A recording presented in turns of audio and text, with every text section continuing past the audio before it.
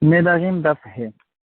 Bonjour, aujourd'hui on va essayer de savoir, est-ce que quelqu'un qui a juré qu'il ne va pas parler avec son copain, est-ce qu'il aura le droit de lui parler au téléphone, ou bien quand on dit qu'on ne va pas parler, ça concerne aussi le téléphone et toute manière de conversation.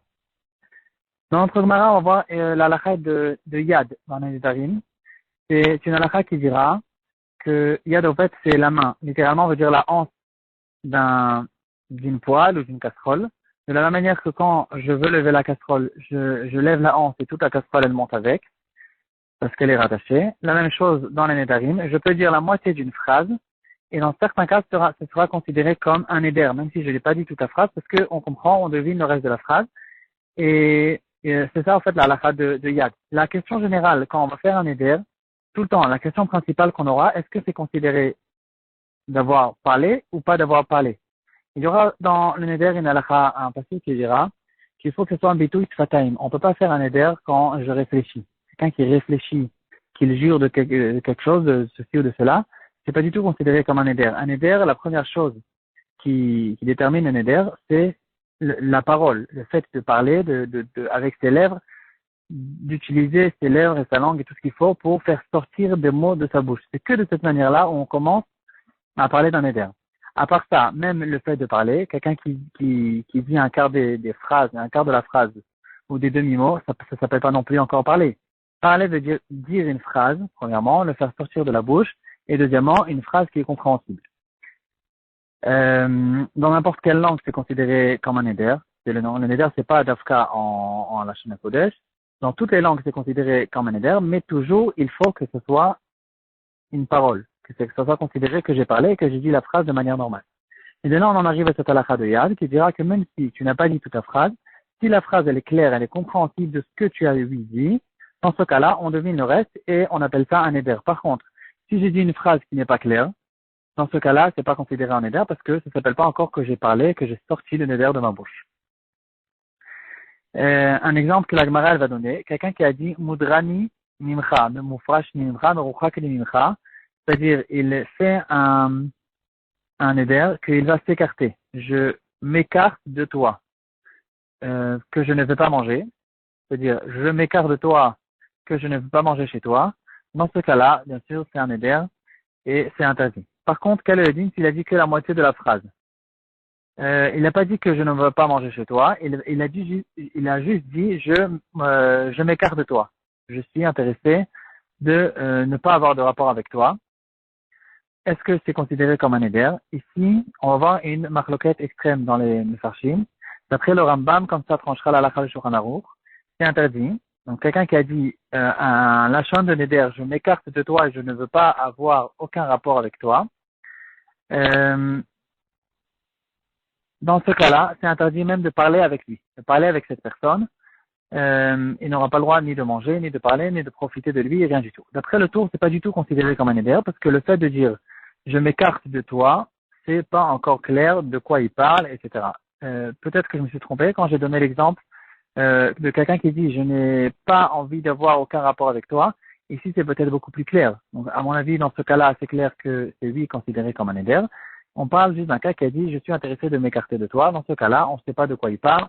Est-ce qu'il parle? Il n'est pas intéressé de manger chez lui. Il n'est pas intéressé de lui adresser la parole. Il n'est pas intéressé d'en profiter. On ne sait pas de quoi il parle. Donc, puisque ici, la main, le yad, il n'est pas clair, dans ce cas-là, c'est pas considéré qu'il a prononcé un éder et il n'y a pas d'un éder d'après le tour. Non, tout ça, ça se trouve dans la partie Orédéa Siman Rashavav. Par contre, dans le Rambam et le Shulchan Aruch, s'il a dit je suis intéressé de m'écarter de toi, alors non seulement c'est bien éder, mais en plus, puisqu'il n'a pas expliqué de quoi il parle, donc il sera interdit d'avoir n'importe quel rapport avec lui, que ce soit de manger ou même d'en profiter, ou de parler avec lui. Et de là, on en arrive au cas, quelqu'un qui a dit qu'il jure qu'il ne va pas adresser la parole à telle et telle personne. Est-ce qu'il a le droit de lui parler au téléphone ou pas? Quelle est la question? Pourtant, au téléphone, il lui parle. Qu'est-ce que ça change s'il parle au téléphone ou pas au téléphone?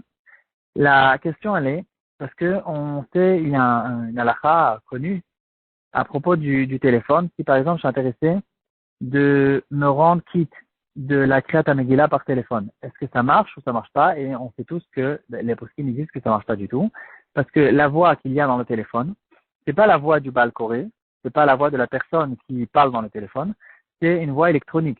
Le téléphone, il enregistre ma voix, il change. En fait, ma voix, elle se transforme en électricité. Et puis plus tard, le deuxième téléphone, ça va devenir, ça va se retransformer en voix qui est exactement la même voix que la mienne. Mais en tout cas, c'est pas ma voix, c'est une voix électrique qui parle, que j'entends. Quand je parle avec quelqu'un au téléphone, je ne suis pas en train d'entendre sa voix, je suis en train d'entendre de l'électricité. Est-ce que, donc, à cause de ça, bien sûr, la Kriyat Megillah, c'est pas bon, parce qu'il faut que j'écoute une Kriyat Megillah d'un être humain, d'un juif qui est grand, etc., qui est par mitzvah. Tout ça, il n'y a pas dans le téléphone. Et donc, je suis pas quitte de ça. Donc, on va dire, si c'est comme ça, même quelqu'un qui a dit, je ne vais pas parler avec l'autre, ici, s'il parle par téléphone, peut-être que c'est bon, parce que je suis pas en train de parler avec lui, je suis en train de parler avec l'électricité. Euh, ou bien non, on dit le fait de parler, on appelle ça parler, donc ça s'appelle parler en ce qui concerne les Nédarim. Et c'est ça la question que vont en parler les poskim de notre temps. Ils vont ramener en fait deux références dans le Shulchan Aruch pour essayer de comparer. Dans le Siman Resh Kaf Aleph, le Shulchan Aruch il va nous dire que quelqu'un qui a juré qu'il ne va pas parler avec l'autre, il a le droit de lui écrire une lettre. Une lettre, ça s'appelle pas parler. Et donc, ce sera permis. Donc, lui envoyer un mail, ici aussi, c'est clair que c'est permis parce qu'on n'appelle pas ça parler. Dans le Siman Resh Yutret, on ramène une autre référence. Quelqu'un qui a juré qu'il, c'est en fait une halakha générale à propos des Nédarim. Quelqu'un qui a fait un serment, on regarde en général le contexte du serment. Quelle était l'intention, quelle était la raison pour laquelle il a fait le serment, quelles étaient ses intentions quand il a fait le serment, et en fonction de ça, on essaie d'expliquer quel était son serment, de quoi on parle, et qu'est-ce qu'il voulait dans ce serment, et on peut avoir des nafkaminot dedans dans la halakha. Si c'est comme ça, dira le Ber Moshe. Ici aussi, dans notre cas, on essaiera d'évaluer quelle était la raison pour laquelle il a décidé de ne pas lui parler. Si c'est une question de dispute, il a décidé, je veux pas l'entendre, je veux pas entendre sa voix, je veux pas le voir, etc. Si c'est une question de dispute, alors ça sera interdit même par téléphone, parce qu'on a dit que dans les Nédarim, on essaie d'évaluer le contexte et quelle était la raison du Néder. Si par contre c'est une question que, par exemple, il n'était pas intéressé d'être influencé par cette personne, c'est quelqu'un de mauvais, et j'ai pas envie d'être influencé par cette personne, donc j'ai fait un Néder pour me renforcer dans la Yom, j'ai décidé de ne pas lui parler. Si c'est comme ça, c'est possible que par téléphone, ça sera permis, parce qu'en fait, c'était une question que je ne suis pas proche de cette personne, je ne m'adresse pas face à face, etc. Et par téléphone, c'est peut-être quelque chose qui est différent. Finalement, la halakha dira le Der Moshe que ici, c'est interdit. Dans tous les cas, c'est interdit. Et on ne va pas dire on essaye d'évaluer quelle était son intention, parce qu'il y aura une règle générale qu'on va retrouver tout au long de Masechet Nedarim, qui dira que Ben Nedarim alech achar lashon bnei adam. Dans les Nedarim, on va pour interpréter les Nédarim en fonction du langage de la personne, en langage des personnes, et pas en fonction du vrai langage. Par exemple, s'il y a,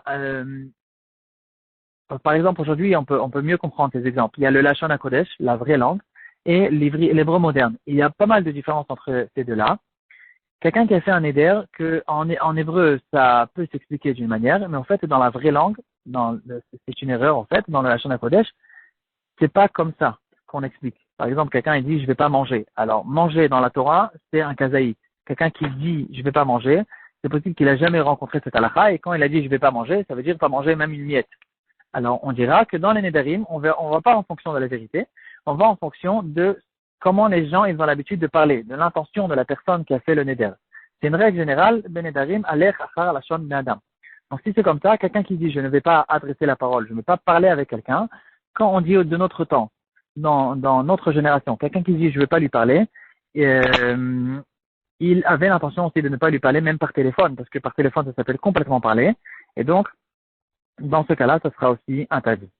À ce propos-là, de cette halakha, Stam Nedarim alach achar lashon bnei adam, j'ai entendu une blague il y a pas mal d'années, qui disait que il y a une question en fait. Dans Masechet Nedarim, on peut remarquer à plusieurs reprises que le langage de la Masechet, il est différent. L'araméen, il est un peu différent.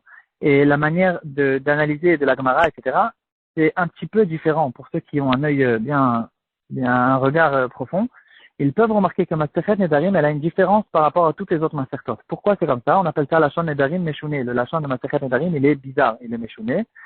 La vraie raison pour laquelle c'est comme ça, c'est parce que on a l'habitude de dire que dans toutes les Gemarot, il y avait au fait deux éditions. La première édition qui a été faite, et après, il y a eu une deuxième édition par les Rabbanan Savorae, par les Amoraïm qui étaient tout à la fin. Ils ont bien réécrit la Gemara, bien organisé, etc. Et ça s'appelle Mahadura Batra, la deuxième édition. Dans Nedarim, ils n'ont pas eu le temps de le faire, et donc on a devant nous, en fait, la première édition, l'édition un peu brute, comme elle était, comme toutes les Masertot étaient au début. Et c'est la raison pour laquelle le Lachon de Nedarim, il est méchonné, il est un peu bizarre à nos yeux. En tout cas, la blague, elle disait que pourquoi le Lachon Nedarim est méchonné, pourquoi le Lachon de Nedarim, il est bizarre, parce que dans Nedarim, Alech Achar Lachon Nedam, il y a à cause de cette règle générale qui dira que dans les Nedarim, on va en fonction de la manière de parler des gens. Donc, la manière de parler des gens, c'est pour ça que c'est bizarre, et c'est pas une mara normalement. À très bientôt.